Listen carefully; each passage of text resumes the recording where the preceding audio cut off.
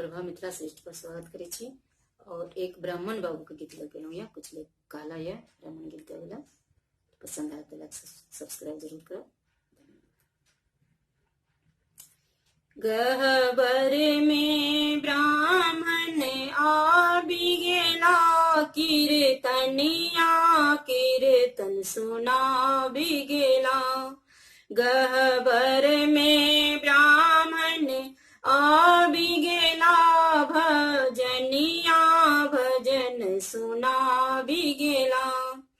कथि बिनु आहो ब्राह्मण मुँह मलिन भेले, कथि बिनु सकति के हीन भेलऊँ। कथि बिनु आहो ब्राह्मण मुँह मलिन भेले, कथि बिनु सकति के हीन भेलऊँ। गहबर में ब्राह्मण आबि गेला, नाचनिया नाच दिखाबि गेला। गहबर में ब्राह्मण आबि गेला, नाचनिया नाच दिखाबि गेला।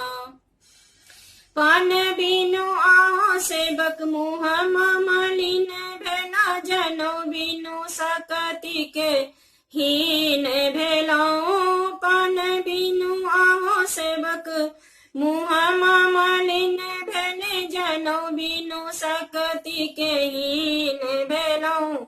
गहबर में ब्राह्मण आबि गेला, भजनिया भजन सुनाबि गेला।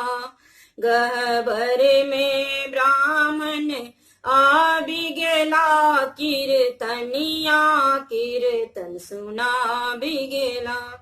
खाए लियो आहो ब्राह्मण पाकल बीरे पनमा, पिन्हि लियो जोड़ा जनौए। खाए लियो आहो ब्राह्मण पाकल बीरे पनमा, पिन्हि लियो जोड़ा जनौए। गहबर में ब्राह्मण आबि गेला, भजनिया भजन सुना बिगेला। गहबर में ब्राह्मण आबि गेला, नाचनिया नाच दिखा बिगेला। धन्यवाद।